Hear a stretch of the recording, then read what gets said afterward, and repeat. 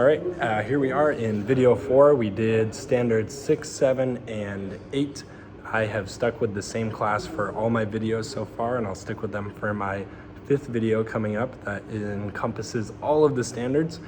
This was the first one where my mentor Sean was not in the classroom observing the class, so this time he did watch my video. Curious if you found any differences between being there in person and watching the video. As normal, he's awesome. He normally takes a bunch of notes, whether it's video or in person. So what'd you see? I must admit, it's much easier being in the classroom and actually watching. You can pick up on a lot of things being in person over there compared to the video. But yeah, I wrote down a few things I want to talk about. So I see you've changed the way that you've started your class. It's really nice where you have all the kids standing, you call their names out and get them to sit down as you call out their names.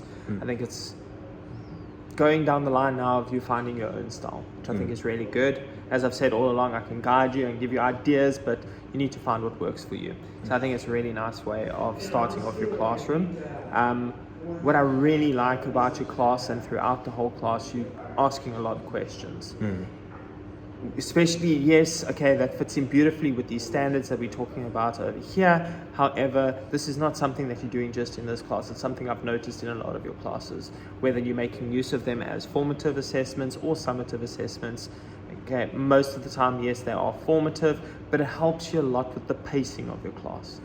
And even though maybe you have one PowerPoint and that PowerPoint you use 3-4 classes long because you have to focus on certain things, that's a really, really important thing to be able to do. Yeah. Which is a really good skill. I actually have a question on that. So this is something you and I have talked about, but specifically in this class, I've got 3 kids that are probably more passionate about learning than I have ever been.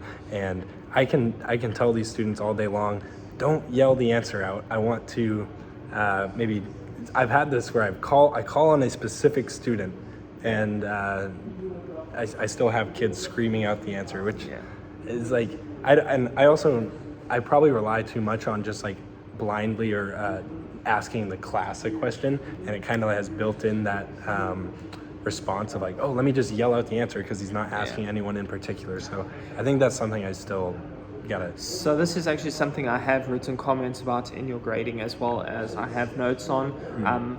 I think with something like that, what you can start looking at is having a ticket system of some sort. Once a kid answers, they hand in a ticket. After that, they're not allowed to answer again. Or you do a point system. If they yell out an answer, they lose points. If they get correct answers, they gain points, and you turn it into like a little game show just to try and work on their discipline in the classroom in that regard. So there are ways around it. Once again, what fits in your style, what sits in your classroom really well. What I have in another note thing I've written down is you have changed a lot constantly with the way you teach your content, and that's something I want you to continue doing. We always have to continue adapting and changing, and the nice thing with doing that kind of thing, you can start introducing new concepts, have these little games in, and it will never feel like, oh, this doesn't fit, this doesn't work in the class, because the kids are so used to that constant change. It's something exciting. Whether it works or it doesn't work, the kids will still have so much fun doing it. It will work no matter what. So try out different things to try and get that focus away from those attention grabbers in the classroom. And have it in a case of the starting questions can be extremely easy. And then as it goes further and further, the answers become more difficult. Now you're motivating the kids that are more quiet to answer as soon as possible so they can hand in their ticket, get their points, and then keep quiet for the rest of the class type of thing. So you can play around with it, see what works with the kids. At the end of the day, we can give suggestions, but it's also how the kids react to it. As I said, that's one of the things I've written over here. Be careful of those dominant students. However, I must admit at the same time, you did spend a lot more time this class getting discipline out of other students that were falling asleep, which unfortunately happened in this class, or paying attention. You did call on a question, I think it was for Alex, answer a question. So you did still try and pay attention to these other students, even though you have these dominant 3 students. And one of the things I've said in your review is that is a sign that you're more comfortable in the classroom. You're not just letting these kids grab your attention, but you're actually starting to focus on the other kids and assess all of the students. I've noticed that. That's a good observation. Which is a very, very important skill. However, as you did write notes on in the video, there was 1 or 2 times where you asked a question, 2 people answered, and you kind of just went on to the next thing. Very bad. So yeah. it comes and goes. It's fun. It's very normal for that to happen, where it's like, okay, I'm kind of over speaking about this section, let's just move on. And you kind of just grab the first answer you get and move on. But just be careful that we're not leaving certain kids behind when we do that. Yeah, we spoke about those. The last thing was you had your exit ticket. This is not the first time you've done it. So what's nice about the fact that I've seen these in previous classes, although, yes, this is something that you're learning through Teach Now and through Moreland, these are things you're already doing in the classroom, which means you're already doing the standard practice, which means you're already getting these boxes ticked, which is brilliant, absolutely brilliant. So keep it up. Keep having a dynamic class. Keep changing it all the time. It keeps the students on their toes, and they'll never ever get bored of your class because of it. So yeah, all in all, I think the way that you were doing your different types of assessments, asking questions, getting the students engaged for these standards covered in this video, I think you really, really did a good job on that. Awesome. Otherwise, from your side, how did you feel? What did you... I could literally, I've done the thumbs up, Yeah. shaky down a few times before, and I'm glad that popped into my head, and I feel like I could tell like on their faces like something went over the head, like which it seemed like at least for this class, like proving tectonic plates exist, they seem to understand the concept of the fossils.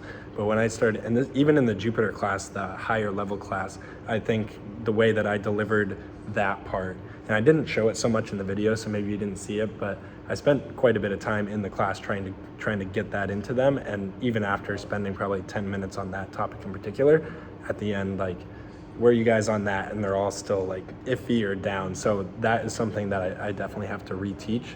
And I don't think I've really felt like that this semester, like looking at something that the kids have given back to me and being like, oh man, like I didn't give them what they need to understand this. So let me figure out how I can reteach it. Or it's not necessarily that, but it could also be a case of this is something completely fresh and new to the kids. Previously, things you've taught have been taught in Chinese. Maybe this is a topic that's never been taught in Chinese. Brand new. It's something completely fresh to them. Yeah. So because of that, it's harder for them now to make that language connection and to retain this information. This is a really nice point when it comes to your exams for differentiation, because now you know this type of thing is something you won't focus on the lower level students. But then your higher level students, this is where you can start getting those harder questions to really pick out your layers of students, of who's that number one student, who's going to be able to answer those difficult questions. Right. Yeah. So it's really important that when we have these lessons and after you write in your lesson plan what you got out of the class, this is the type of thing you get out of those classes. This is something they struggled. Okay, we can spend a bit more time, not too much time that we don't progress, but this is something now that when it comes to exams, this is either your bonus mark question or just the higher end level of questioning. Yeah, I think I already kind of made that. I was like, I can't have like a quarter of my exam points, like, because we're already running down close to the end of the year, and we just had midterms. It feels like yesterday. So in terms of content on the final, I can't have like a quarter of the points coming from that topic that I know, and it is a complex topic, I think, for grade 8. Yes, because it deals with a lot of language that isn't part of just the general talking in the street, and that's something I've spoken about throughout the school is what we teach in science is not English that's spoken on the street. It's a much more complex thing. So when you get a topic like this that has very intense English words, it's very difficult for the kids to retain that on top of the concept. Yeah, that might be why that face, I saw that face, because we've done like density, heat, and temperature. This is all stuff you can kind of like grab, but like can't really grab a tectonic plate. So it's like, and the class before that also kind of like talking about nebula and very abstract stuff that you can't like see. Yeah. But what's nice when it comes to a summative assessment, a formative assessment in this, is you don't even actually have to look at the hand.